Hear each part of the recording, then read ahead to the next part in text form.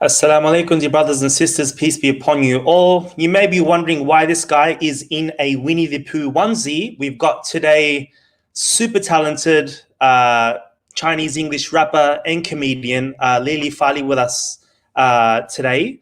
We're basically going to be interviewing him about his comedy, the work that he does, the music that he puts out, why he says what he says. We're going to break it down for you guys. I'm really honored and I'm excited to have this guy on the show. He's, was, or is, I still believe, quite popular in China. But because of the work, I mean, you've just seen a brief 2-minute video. There's more to it. There's lots of stuff in his YouTube channel. Because of what he has been doing since he's sort of left China, and he'll talk about it more, I'm sure, that, he's totally wiped off Chinese social media because of the anti-CCP, anti-Xi message that he's spreading. I don't want to talk too much. I want him to do most of the talking today. Welcome, Lele Farley, or Lele Farley, as people know you as. How are you today? Lula, Lele, it all works, man. I'm not really picky. But thanks for having me. I'm pumped to be here. Excellent, excellent. So basically, I've done a slight introduction. We've sort of been plugging or promoting you for the past week, saying that we're going to have you on, talk to East Turkestan. Basically, I want to get, just at the beginning of this, who you are. We just saw you speak Mandarin Chinese, how you ended up knowing Mandarin Chinese so well. And basically what you do. Just give us a brief bio, basically plug yourself. Okay. So I've studied Mandarin Chinese for over a decade. I started in high school. I briefly stopped when I was in college, but basically 10 to 12 years. I started early and I went to an acting school after graduating undergrad here. I went to an acting school in China called the Central Academy of Drama. And anybody that watches Chinese movies or Chinese TV shows, you probably have heard of this school. It's really hard to get into for Chinese people, but for foreigners, as long as you can prove that you have some sliver of creativity and you have a good command of the Chinese language, you can not only get in, but you could probably get a scholarship, which is what happened with me. I went there and I studied, acting in Chinese, which was the perfect way to study a language because it teaches you kind of how to feel out a language, especially something like Chinese with the tones.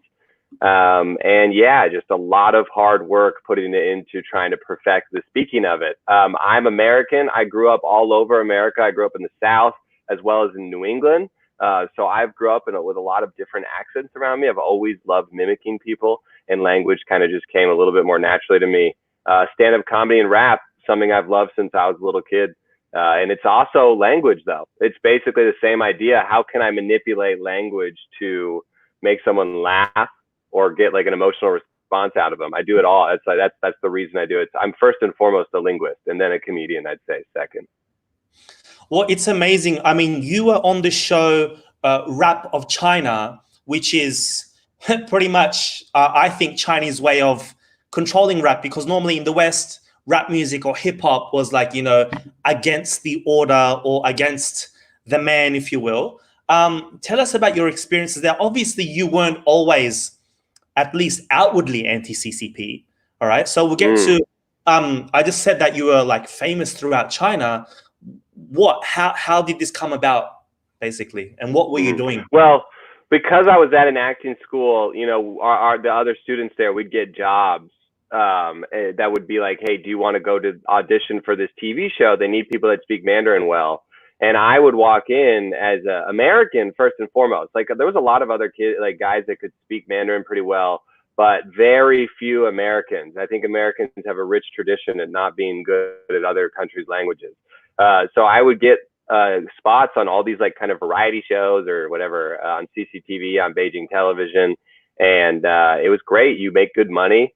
You get a little bit of exposure. You can promote your like online social media and stuff. But like, I did always battle back and forth because like I always wanted to be a comedian, and I always wanted to write skits like the one I wrote recently where you have one white monkey, one guy, like white Caucasian guy that sucks up to the Chinese government selling cocaine to another guy. and I'm making fun of how the other guy like looks like he's on coke while he does it. And, like, I've always wanted to do jokes like this. I've always had that type of dark humor in my soul, but I always restricted it for basically what everybody that tries to do YouTube in China. You know, the reason is that you want to make good money. You think that it's not that intense. You think that it really won't affect you that much. You're like, well, I just don't have to talk about this. As long as I don't talk about this, it's okay. And then that list starts to grow and grow. And then you realize that the system that you originally thought wasn't that bad is just as bad as everyone was saying. That's the thing. I mean, you're someone that was trying to really avoid criticizing the CCP. Obviously, you studied there. You went to university wanting to do a master's and eventually really make a career for yourself. What was the thing that sort of made you say, you know what, I can't do this anymore. I've got to, I mean, we're going to get into that later, but you're also that someone that translated or even wrote for Chinese propaganda or like media, like the People's Daily. We'll get into that a little bit. But what was that breaking point or turning point for you? The turning point, it was coming for sure. I mean, because I wanted to get the F out of China as early 2019, like end of 2018. I already saw that like it was the dark clouds were coming. I just didn't know that how fast it was going to come, how effectively, and I didn't know that there was going to be a pandemic that would really highlight how monstrous and basically sociopathic the current regime of the Chinese government has become. I mean, the Chinese government, you know, has a ton of bad stuff on its record, like a ton of terrible stuff. Now, the reason though that I graduated, my undergrad degree was Chinese studies and economics. So like whenever I looked at problems like population control that they would do of like one child policy, you know, when you study in macroeconomics, you study that like your population is basically everything with trying to determine how you should manage and run your economy. And if you have a lot of people, that does put a ton of pressure on different systems in your economy. However, you know, a lot of these Chinese government officials that came up with China's rise, they're kind of like sociopathic engineers, is what I always say. They don't look at a problem like too many people in the way that, you know, American policymakers might, which is like maybe through legal, like what would be the legal consequences of doing something. They look at it as like, well, if we can limit every person to one child, then we can alleviate this much pressure from our economy. And like, I'm like a rational dude. So I was able to, you know, at least try and understand that side of the argument. And I think that all foreigners try and engage in that because you don't want to think that everything's as bad as people say. And then eventually, you know, that pandemic hit. As soon as the pandemic hit, I saw them doing shit that was like telling people that the American army may have brought it to Wuhan. I was seeing them just manipulate the message and trying to pressure other countries into rewriting history. But I was like, holy shit, I can't let these motherfuckers get away with this, because I saw it. I saw it all blowing up in China. I saw it come here. I can see their lies, you know, so easily. So yeah, that's really what it was. The pandemic really pushed it over the edge for sure. So what really caught my eye was you're someone, I mean, we talk about CCP soft power, Chinese propaganda. You're someone that actually wrote for the People's Daily. Now, Lele's going to explain what the People's Daily is, but it's essentially a media outlet where, I mean, all these newspapers like China Daily, People's Daily, Global Times, they say they're independent from the CCP, but they're obviously not. Tell us what, according to you, what does CCP soft power, CCP propaganda actually mean? Yeah, so it's so funny. Soft power is such a great word, and it's like the power of your culture. How powerful is it for your culture to spread to other? It's actually an economics term, and like America's obviously got the strongest soft power in the world, you know, and England's got really strong power, or strong soft power. It's like the English language naturally will have that. Now, China has invested trillions, not just billions, but trillions of dollars into trying to project soft power on the world, trying to make people like Chinese culture. And when I supported myself in LA for the last 3 years, I relied almost solely on that. I was doing huge events for governments that would come here, and it was like, a tourism event for the Beijing, Tianjin, Hubei, Trifecta era, like huge launching event. And I would get paid for that good money. But the government officials, like behind the scenes, will openly talk to you about how stupid and pointless this stuff is. And that brings me to the People's Daily. If I could use 1 or 3 sentences, it would be stupid and pointless, or three words, it'd be stupid and pointless, because and everybody's in on it. That's the craziest thing about the Communist Party. Once you like interact with guys that are semi high up, a lot of them are pretty smart, man. A lot of them are like much more woke than you might think. They're much more aware of it. They're just getting paid. They're getting their money. They want to raise their family. They want their kid to be able to go to school abroad and like live a life. As long as they can get theirs, it doesn't fucking matter. It doesn't matter who, like, if you're sacrificing the well-being of your citizens. And so when I worked at the People's Daily, you know, yeah, they invested a lot of money into making sure they have a lot of bots that follow their Twitter, that like their post, that post on Facebook, and like, you know, have groups that are supportive of that. But it's pretty ineffective for the majority of the Western population, just because they're so out of touch with how the West communicates on the internet. They're just really bad at it. You know, a lot of what the People's Daily is abroad is just for face. It's just for the appearance of like, yeah, we're a Chinese newspaper abroad because we're legitimate news, so that people back in China know that there's a People's Daily in New York.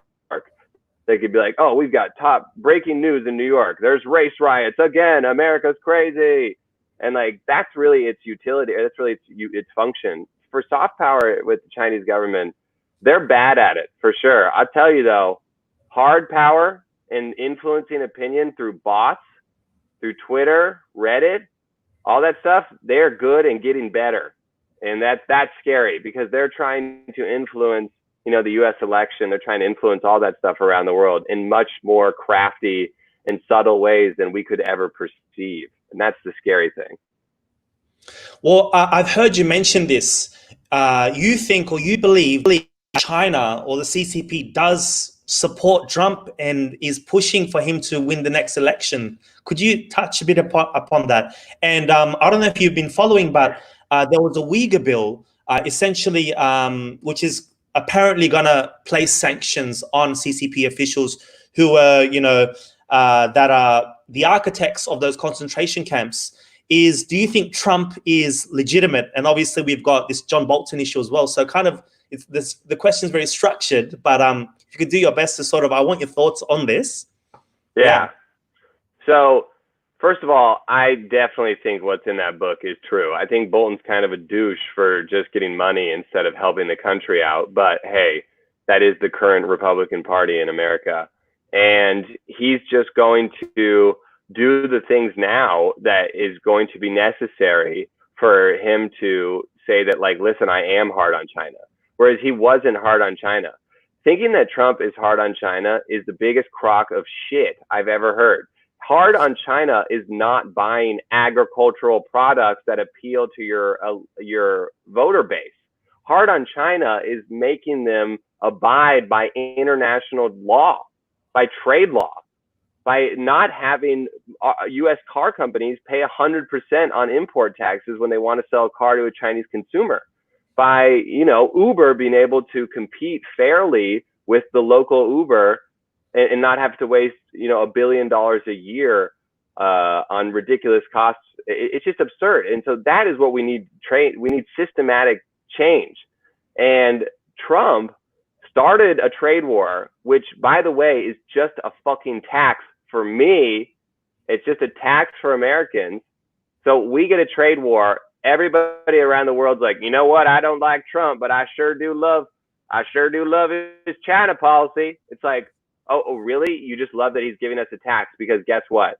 China doesn't care. I mean, like, obviously it's going to hurt Chinese citizens. It's not going to touch the party. The party's got a firm grip on power. The Chinese citizens aren't going to like revolt. Okay. So that's bullshit. But then as soon as he gets to a point where he can like use the possibility of a trade agreement to fuel the stock market, he's doing that, and he plans for it right before the election. It's so obvious.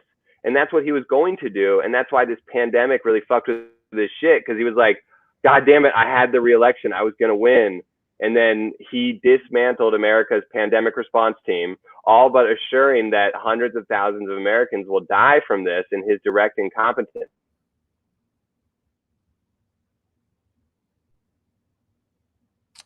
Hello?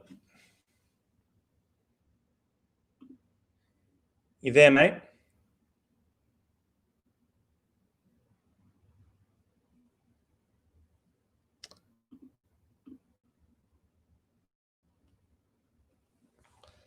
Okay.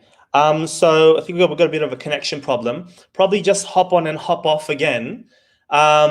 Till then, I'm just going to play a clip of a recent protest that Lele was on.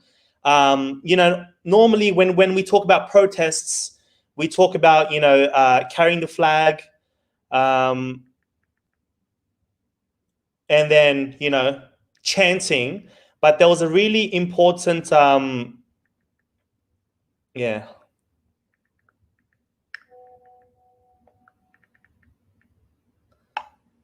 Okay, I'm still live, so I'm just try and hop on and hop off again. I'm just gonna play this clip until hopefully I should be able to get him back. It's really funny. It's definitely no what's going on signal lost. People saying signal lost. I'm not sure. I've still got people live on. Let's see what's going on here. Let me check my Twitter. I'm sure people are still on though. Let's see.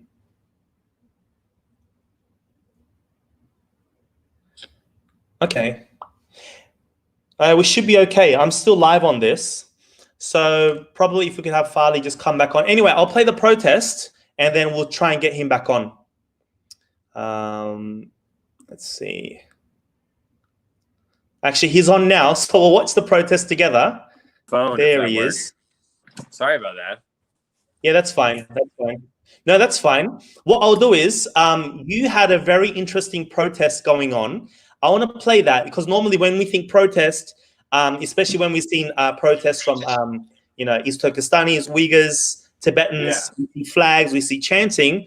But I just want to play this, and then I want your thoughts on this, why you decided to protest in such a manner, okay? It's really interesting. Let's see. Let's get this up.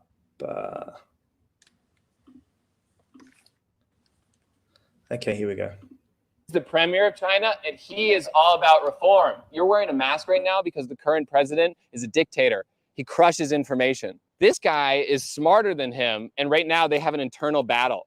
So we are cheerleaders for him. 开始录了吗? Okay, what's up, guys? It's your boy Lele Farley. Today I'm in front of the Chinese embassy, the Consulate General in Los Angeles, California, because we're here to show our support for Mr. Li Keqiang. I've brought my very good-looking friend Adam Smith here today to help participate. We got to be careful about dropping trout, though.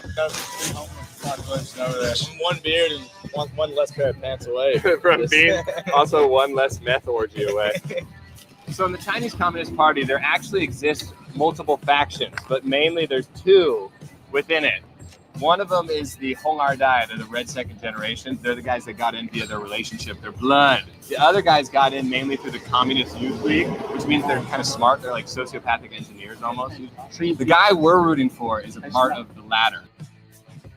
And the guy that's currently in charge of China, who fucking sucks and I hate, Xi Jinping, is a part of the people that got in by his blood. I'm trying to stimulate Americans' curiosity about the Chinese government. On this earth, how many things can you not just Google and figure out, right? If you want to know anything in this world, you can just Google it. But the Chinese government is so opaque. We know nothing about it. However, all of us are inside right now doing social distancing because of the Chinese government. So Americans, you guys got to learn about the Chinese government. No, looks good. Okay. Low V. So it's high V, low V, clamp. So clean means go down. Go down. So clean is down.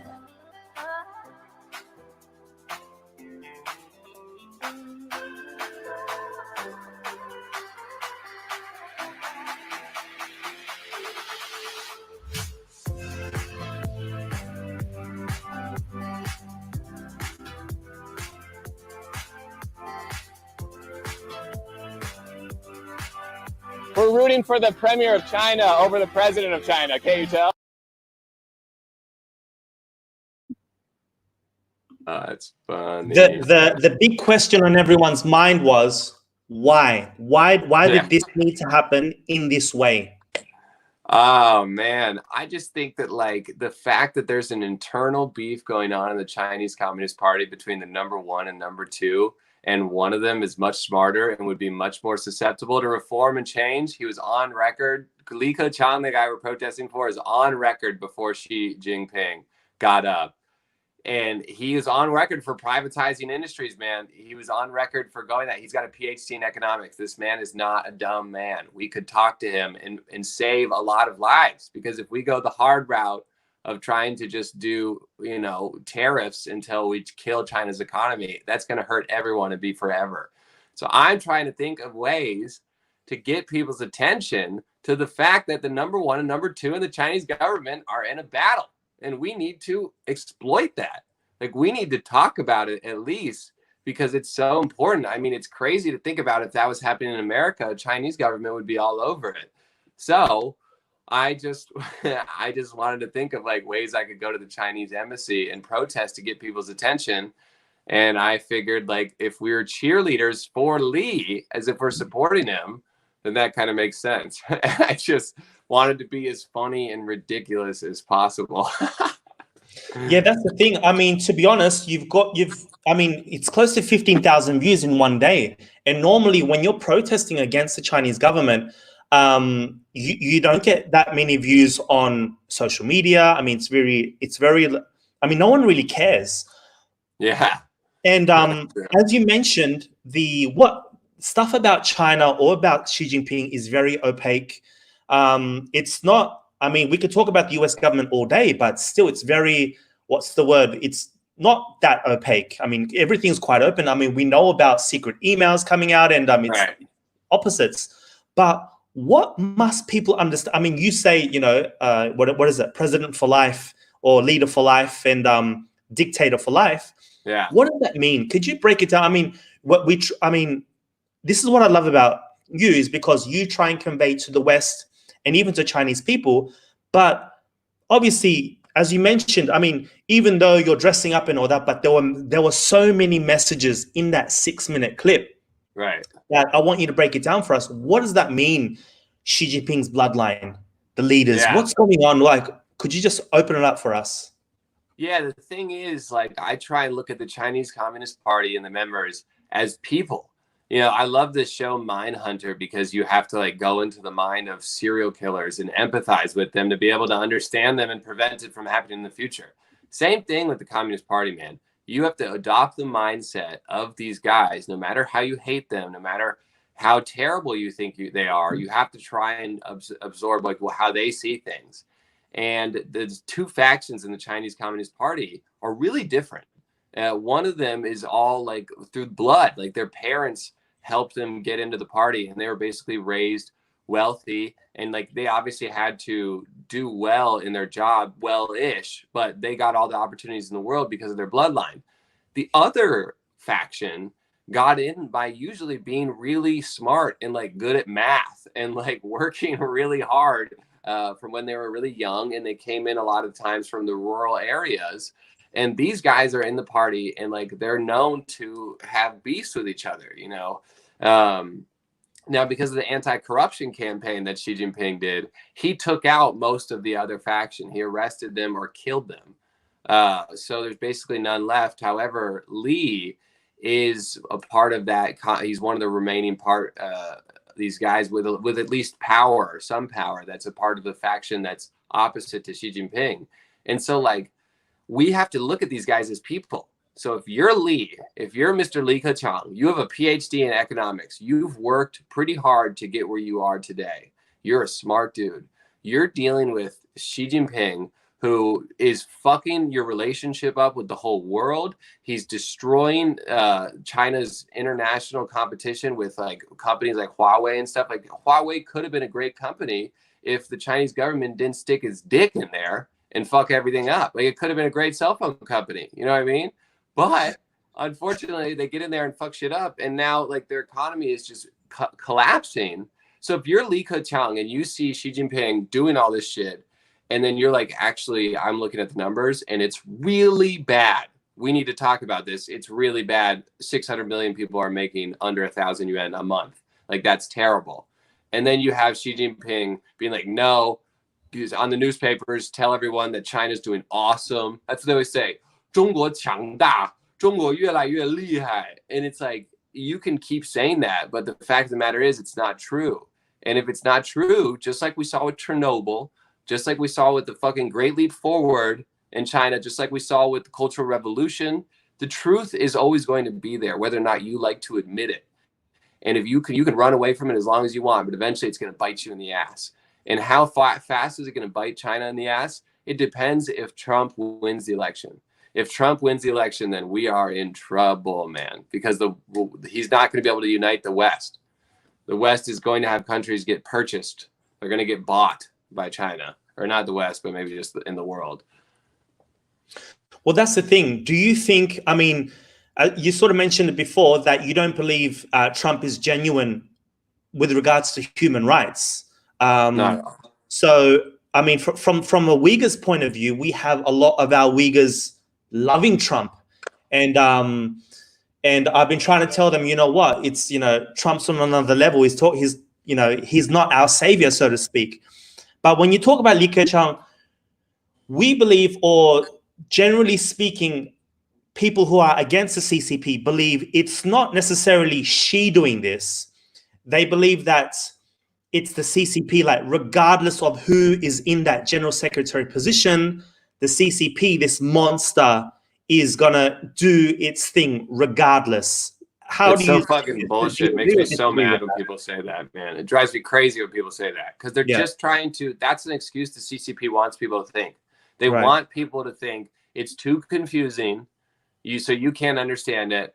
Don't worry about it. It's like a typical strategy that you'll see in America too, in terms of like financial regulations. Like all these financial regulators try and say the same thing. It's too complicated. Don't worry about it. It's not important. Chinese government does it too, man. They try and say it's too complicated, and you know what? It's not. Everything goes through Xi Jinping. And the biggest proof you could have of that fact is one belt, one motherfucking road. A dumbass $1 trillion infrastructure project that is destroying China's financial leverage. I mean, it's probably going to end up being the nail in the coffin. So talk to us about that. I mean, we talk about one belt, one road all the time. What does that mean? Could you break it down for us in your point of view? I mean, we talk, China talks about trade, or eventually America's against China now because with one belt, one road, a lot of people would want to invest in China because of all the trade routes. You know, the US would be left to one side. What's your take on the situation with one belt, one road? Because we've sort of lost, it's sort of been out of the loop because of the virus, the CCP virus, the Chinese virus, whatever you want to call it. But what do you think about one belt, one road? So one belt, one road, I just come at it with my limited knowledge and of like economics. And so like, it just, if you like, America definitely has great soft power and stuff, but we enable the international trade system by having a big Navy that enforces something that resembling a law system that we basically all obey. And if you do that, people will do business. You can't have business if you don't have a clear and stable, or at least semi-transparent law system. And like, we're going to see that in Hong Kong. As soon as you put in a law like that, or now you have the safety laws, the financial industry is going to collapse and they're all going to run away, because nobody wants to play the game if you can't know the rules. And the Chinese Communist Party doesn't like to set rules. They like to keep moving the goalposts so that it works for in their favor. Now, if they do this one belt, one road bullshit, they think they're going to be able to just throw money at countries and try and take advantage of their leadership, greedy leadership, to push their agenda internationally, take like very key ports, or get access to natural resources that they may have not had before. And like, it's not a good investment if you look at it from a logical perspective, because a lot of these countries don't have a transparent and stable enough law system to enable to get a good return on your investments. And it's going to be forever before you start to get a return on your investments. And that's if you're working with a guy that actually knows what he's fucking doing. If you actually know what he's fucking doing. But Xi Jinping doesn't know what he's doing. Xi Jinping and Mao Zedong have the same thing about them. Mao Zedong was worse. Mao Zedong was a goddamn poet that thought he knew economics. And Xi Jinping is just a dumbass that thinks he is smart. And that's the most dangerous thing in the world. By the way, does that sound fucking familiar? Donald J. Trump is a rich, spoiled sack of shit that dodged the draft, is not a patriot, is not a Republican, doesn't give a shit about anybody but himself. Only person he cares about is himself. If you want to try and figure out what Donald's doing or what he's did or what he's going to do, think about what would benefit him and only him. And like, they're the same thing. That's why I say Donald Trump and Xi Jinping are the same thing. They're sociopathic narcissists that cannot accept criticism from anybody and will do everything they can to try and silence that. Luckily, we live in a free society, so I can call, Trump a schoolboy bitch and not get arrested for it. That's the thing. I mean, I forgot which interview. I think it was on ADV China where you said Xi Jinping is dumb. He's intellectually stupid. And that's the first time I've heard of such a thing. Could you delve into that? Because even I didn't know that. I thought he was educated or, some sort of level, but you compared him to Bush. I remember when Bush was in power, people would make these funny clips of him, like saying stupid things. Right. Could you touch upon that?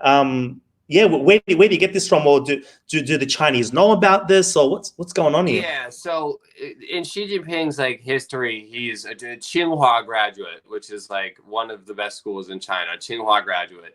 He did go to Tsinghua, but he went to Tsinghua in 1978. I'm pretty sure it's 1978. Which, by the way, the Cultural Revolution ended in 1976, basically, when Mr. Mao died. So, he's going to Tsinghua when it's basically in ruins, and he got in because of the relationship with his father. Now, when we say he's stupid, he just talks in a really simple way about really crazy, deep, and probably complicated shit. He does what Trump does. Like the anti-corruption campaign that he did, he just he just said, 闹得欢 今后拉清单. Like he just said, those guys who just had too good of a time, you bet your ass we're coming for you. We're coming for you. So instead of saying what is a good time, what is enabling these Communist Party members to be corrupt? Who are they? What's your relationship with them? Why are you not corrupt? And all this stuff, he doesn't say that stuff. He just simplifies it into really simple speech, and that's how he presents it to the people. And a lot of them eat it up. It's the same thing with Trump. And it's populism is what it's called. And that's what he's taking advantage of. Now, how stupid he is, he just doesn't speak. He's not articulate. He's not articulate. The words he uses are generally pretty simple. He went to the countryside during Mao's Cultural Revolution. So he lost a lot of years of education. And, he grew up as a rich second generation of a Communist Party member. And when you grow up in that kind of environment, it's not honest. I grew up, my family has money now, but I still grew up in that side of my family. If you say something stupid, everybody calls you an idiot and makes fun of you. And you're just oh shit, I need to think before I speak. And Xi Jinping grows up in an environment where people just tell him, hey, you're the man, you're smart, you're awesome, you're doing great. So he never actually picks up a book. He thinks he understands everything. It's to say, dude, I feel like I'm talking about Trump or Xi Jinping. Did I take mushrooms this morning, man? Because they're the same fucking thing. This is crazy. It's ridiculous. I'm sure many have seen that China from time to time, they will put out an anti-corruption campaign, but it's not genuine. It's not real because those same people that say get into those or run those anti-corruption campaigns, they themselves are corrupt. Yeah. And it's when someone else comes in power, then it'll be their turn to also have their neck on the guillotine, basically. Those anti-corruption campaigns are not real. The same thing happened with the former leader of Xinjiang, as what we know, Nurbehri. He was essentially, put into jail for corruption, for economic reasons. Tax evasion is a classic. Yeah, so that's what we try to convey. What are some of the issues that you have with essentially enlightening or shedding light upon these issues, say to Chinese people living in the West, living in America? Do you have any problems, or do they understand, or do you eventually get through to them because you know the Mandarin language, or you know their mentality? What's the experience there? Well, it's funny because as I got better at Mandarin, the more I realized it was them and not my language. Like I was like, all right, I know I'm making my point clear here, and you're still not getting it. And it's like you slowly realize, oh, actually, most are brainwashed, man. I mean, most are like the system has really got its claws in them, and if you say something to them like Tiananmen Square, they'll bring up Kent State. Like they just have like this thing memorized or drilled into their head. Like, okay, if Americans bring up this, then say this. Like it's usually whataboutisms. It's usually like, okay, if you bring up this problem, we're gonna say, what about this? What about this? What about this? What about this? And like they don't even realize they're doing it. It sucks. Honestly, it's really shitty. But the better I got at Chinese, and the more frustrated I got with China's government, the more ruthless I got with Chinese people. Like I would be on set. I did like a shitty movie last summer that I don't think ever got bought. But while I was on set, like I would just joke with these actors and actresses. I would just use sarcasm to just show how absurd it is that they don't want to talk about this enormous problem, you know? And it's always, as long as it's not affecting me, I don't care. And you say that until it's affecting you, and then it's too late and no one's there to hear you cry. And like, that's what happened in China. You slowly saw them no more. Hey, you can't say you're gay on TV anymore. That's first. Hey, you can't promote feminism. No feminist movements at schools. None of that. Feminist groups, close them all. Can't say it on TV anymore. Nobody cares. You know what? I'm not a feminist. I'm not a gay. It doesn't matter to me. Hey, they're locking up Muslims. They're locking up Muslims in the Northwest. Hey, you know, I'm not a Muslim. Doesn't affect me. So as long as it doesn't affect them directly, very few of them will actually care. And even if they do know, a lot of them say, you know, what can I do? Like, 我怎么办呢? Like, 我没办法. You know, like there's nothing I can do about it. And they just give up on it because it's daunting. You know, the Chinese government, I said this in my video, that's the biggest mafia in the world, man.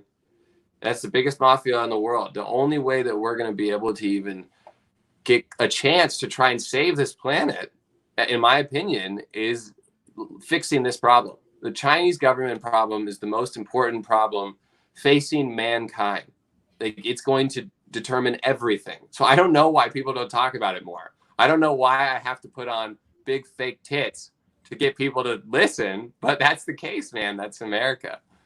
Essentially, you are so right. You've got so many people talking about the environment now, which they should. And I believe, or I'm witnessing, where people were trying to talk about the environment. You know, the Antarctica is melting. I'm sort of feeling that this conversation we're having now, what we used to talk about the environment 20 years ago, and only now we're talking about it when it's too late. So, right. As you mentioned, the CCP is the biggest issue in the world right now, across the board. Now, you as a musician, it's very unlikely that you're going to be signed by any label, because Hollywood, music labels, they are so intertwined with the Chinese music industry, film industry. I mean, you're basically relying on Patreon and other forms of, say, donations and things like this. Yeah. I got to move out of this house today because I can't afford my rent anymore, because I can't do event hosting. So, but it's okay, because some people have come to support me on Patreon and PayPal and stuff. And like, I think that if I keep working the way that things are going, hopefully I'll be able to get like an apartment and do this full time, because I translate still a lot for money to support myself. And I don't want to do that. I want to do this full time. But you're right, man. I mean, a lot of companies are going to be faced with a tough decision if they want to sign someone like me. However, guess fucking what? I rap about the US and China. I rap about the most relevant thing in all of our lives, second to none. Like, how could you not be interested in that, you know? do you see or do you foresee this changing? The music industry, the Hollywood industry changing its tone against China? I mean, you see even sports stars like LeBron James and others like, shunning, like, or trying to, force away. I mean, these guys are getting paid millions in revenue. Yeah, it's funny. That's what the song, I mean, White Monkey, like we were talking before we started, like the song I wrote, White Monkey, is everybody can be a white monkey. It's not just a white guy that's getting paid by the Chinese government to read a script on a YouTube video. It can be Disney. Disney's the biggest white monkey in the world, man. Disney, like, they're working for the Chinese government. And is that going to change? I think that there will be public pressure for companies to make clear their relationship with China. However, I think it's too deeply intertwined to really make significant change. I really don't know. It depends how fucked shit gets. I mean, shit is getting fucked. It's tough to say at this point. Could you just tell our audience what a white monkey is? Yeah, white monkey is a phrase that exists in the expat circles within China, where they use it to refer to white guys that work in the entertainment industry in China. It usually, way back when, was you would just go to a car show and just be a car model. And like this Chinese people would be like, oh my God, there's a white guy at this show? This car must be so international. Maybe I should buy it. It was that simple. And then the white monkey evolved with social media. So white monkey became a guy that will go on YouTube and just be like, China is not responsible for COVID-19. It has absolutely nothing to do with Huawei. In fact, any company that doesn't want to work with Huawei, like all this bullshit, you're reading a script for the Chinese government. So that's what a modern white monkey looks like. I could have been a white monkey and certainly tried. I just was not very good at it, to be honest with you. I was pretty bad at it. Really didn't like it. And the pain that it caused me with this question of like, I could just be a white monkey. It's not very hard. It's actually pretty easy. You make a lot of money. People like you, or at least what they think is you. And that's what I wrote the song about. That's why I said in that last line right there, fuck it, no shame, I'll save face later. Because you just have to say, fuck it, I have no shame, I'll do it. And the reason these white monkeys do it is because their friends and family don't know that these guys are fucking tumors. Their friends and family are like, oh, my little son, he does this show in New York where he talks to Chinese people. His Chinese is so good. He gets so many viewers, and they just think it's a bunch of positive experience. But it's horseshit.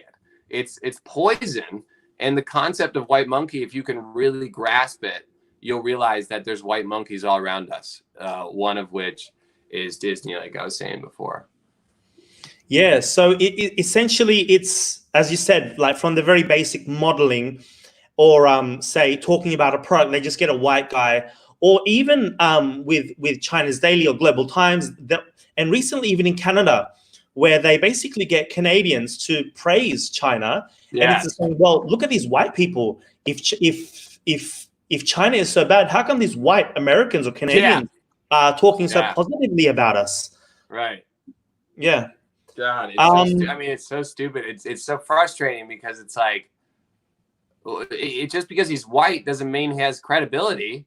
Like, what? He's still a dude.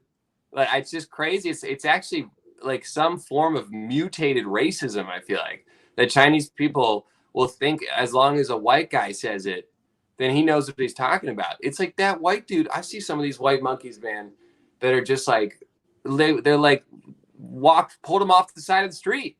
It's like, well, come on, man. Like, well, you want $10? Read this script. And Chinese people are just like, wow, he's white. He knows what he's talking about. Let's listen. Exactly. So basically for you, you're doing your thing. You were going to go on this sort of like comedy tour, or sort of, launch a comedy, stand-up comedy career. But, with the virus, a lot of your shows were canceled. I mean, what are your plans for the future? I hear you're releasing a song this week, next week. Yeah, it depends whenever the cover art's done. I hope if it's done, then it will be this Friday. And my plan is to ride this out because I think that the coronavirus is going to change everything. I think that this is going to be a new era we're in. And in this new era, I hope to rise as a comedian and rapper in this era, because I have the angle that everyone needs to consider with looking at this stuff. You know, I criticize the Chinese government because I love China. Like, I first and foremost care about those people. I got so good at the language by befriending Chinese people. And so in the future, at least once vaccines come out, I want to take my show on the road with, you know, obviously bodyguards. But I want to take my show on the road and do stand-up comedy in both English and Chinese, and even some rap, if that's possible, in places like Canada or Australia, or Taiwan, Japan, all these places where there is Chinese speaking communities. And there's also communities of people that are interested in what a bilingual rapper comedian has to say about the world in China, because China, it's the most relevant issue in our lifetimes right now. You know, it's everything. How we deal with the China problem is going to determine what happens to us as a species, in my opinion, at least. What do you think, sir, after, as you mentioned, after we get vaccines, the virus is over, what do you think the stance of the US or the world would be? Because right now everyone's like, it's quite easy to boycott China now. Everyone's talking big. Let's do this. Let's put sanctions against China. I mean, you have laws or, you know, global Magnitsky Acts happening. But is it going to continue after the storm, basically, after this virus storm, this plague is over? God, it depends if Trump wins, man. If Trump wins, we will not be able to have an allied front against China. And eventually, it might not happen right away, but eventually countries one by one are going to go back because their economy is going to be suffering. They're going to see an easy trade opportunity. They're going to see that Chinese money, and they're going to go back to it. The only way we can do it is if the Democrats win, not because I'm a fucking Democrat and not because I like Biden. I think it's fucking pathetic that I have to choose between Trump and Biden like that in 2020. That's the best we got, guys. Seriously. But at least Biden gives in to social pressure. You know, Trump doesn't care what people think, so he just does whatever benefits him. Biden, I mean, I think it's going to be Biden's vice president running the show probably. But Biden will at least give into public pressure, which is going to be, hey, we need to unite the world against that place that has concentration camps, against that place that's killing, you know, or that's destroying Hong Kong. Like, we have to have a united front, or else we might win in the end, but it's going to take 100 times longer. It's going to be a lot more painful too. You know, I guarantee you there's people within the party that are like, yo, fuck Xi Jinping. Like, God damn it, we got to get this guy out of here. Okay, I'm not the only one thinking about this. But you got to think of the party as people. They're people first and foremost. They have emotions. They don't want this guy there for sure. There's definitely his party, but we just need to be more tactical about it. And unfortunately, I don't know how that's going to happen with either goddamn president candidate. So, yeah, Andrew Yang 2024. That's what I say. Andrew Yang 2024. I'm Yang Gang. Okay, guys. So basically, you can reach Lele obviously on his YouTube, but all that information is on his Twitter. So if you guys could go on his Twitter, support him on Patreon, subscribe to his channel, because the more subscribers there are, basically we do want China's attention. We do want them to be, you know, butthurt with the work that we do, and it's through collabs like this. It's really been a real pleasure to have you on. It's been a great time. Before I leave you, is there any last words that you have for us, our audience? So I would just say I'd really appreciate it if you guys subscribe to my YouTube and like follow me on Twitter. You know, it does make a difference, especially with reaching people and also with just appearing like more legitimate, and having people kind of take you more seriously. And what I want to say is what I've just said. Basically, this is the most relevant issue of our lifetimes. We need to think about it. Unfortunately, I wish we didn't. I wish that we could all, you know, go to the park and take acid together and listen to music and talk about how Bob Dylan's a really good songwriter, but not that great of a singer. But like, we can't. Unfortunately, we can't. It's at our doorstep now. We have to deal with it. And I'm here to at least give you a unique angle. So yeah, that's it really. Excellent. Yeah, that's what we've been trying to say, especially the work that we do. We try to highlight what's happening with the concentration camps. It's very difficult for people to believe us. Like, are you guys serious? And when we mention concentration camps, like, no, it can't be as bad as the Jews. And to an extent, as you mentioned, this oppression of the Chinese government has reached everyone's doorsteps. We can't leave our homes. We got to wear masks. There are regulations. Right. I can't fly home to my family. I'm working somewhere else. So yeah, well, thank you for joining us on our show. I'd like to thank everyone that was watching. Please share this video, follow Lele, follow us, and get with it. It's the #1 issue in the world, as Lele just mentioned.